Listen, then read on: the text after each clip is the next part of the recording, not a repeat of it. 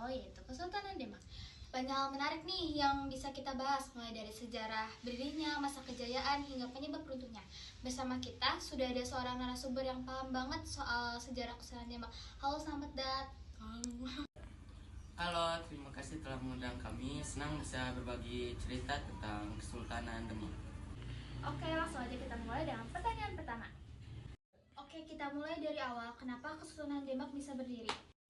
Kesultanan Demak lahir dari runtuhnya Majapahit. Raden Patah yang merupakan keturunan Majapahit membangun kerajaan Islam di Jawa untuk menggantikan kekuatan lama. Pertanyaan kedua. Tapi kalau Majapahit itu kerajaan Hindu-Buddha, kenapa bisa tiba-tiba muncul kerajaan Islam? Itu karena Islam waktu itu berkembang pesat di pesisir Jawa. Para pedagang, ulama, dan wali songo ikut menyebarkan Islam. Dari Demak berdiri sebagai pusat kekuatan baru. Terus pertanyaan ketiga, kalau kita ngomongin pendiri Demak, benarkah Raden Patah adalah keturunan Tionghoa? Banyak sumber yang menyebutkan bahwa ibunya adalah seorang putri Tionghoa yang menikah dengan Raja Majapahit. Makanya nama kecilnya Jinbun. Wah, jadi dari dulu budaya Indonesia itu udah beragam banget ya? Makanya Kesultanan Demak juga gak bisa lepas dari pengaruh budaya lain. Oke, kita masuk ke masa kejayaan. Kesultanan Demak ini pernah sekuat apa sih? Demak adalah pusat penyebaran Islam di Jawa dan punya armada laut yang kuat.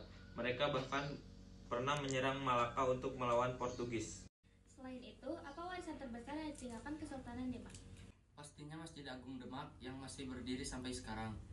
Dan jangan lupa, Demak juga meneruskan tradisi seni dan budaya dari Majapahit, termasuk wayang kulit yang dipakai untuk dakwah Islam.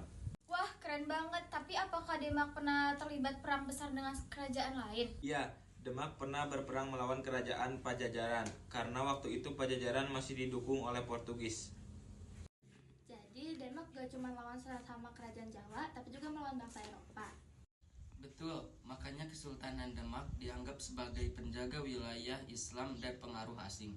Selain Raden Patah, siapa lagi tokoh penting di Kesultanan Demak? Ada Sunan Kalijaga yang berperan dalam penyebaran Islam lewat budaya. Jangan lupa Sultan Trenggana, Sultan ketiga yang memperluas wilayah Demak sampai Jawa Timur. Terus, gimana dengan Arya Penangsang? Kok namanya sering muncul kalau ngomongin Demak? Arya Penangsang itu pewaris sah tahta Demak, tapi kalah dalam konflik perebutan kekuasaan melawan Jaka Tingkir. Pasti banyak drama dan intrik politik ya? Kalau Kesultanan Demak sekuat itu, kenapa akhirnya runtuh? Setelah Sultan Trenggana wafat, terjadi perang saudara antara para pewarisnya. Ini yang melemahkan Demak. Jadi bukannya kalah dari musuh luar, tapi malah hancur dari dalam? Betul, dan akhirnya kekuasaan berpindah ke Jaka Tingkir yang mendirikan Kesultanan Pajang. Wah, kayak dinasti-dinasti besar di dunia yang jatuh gara-gara konflik internal.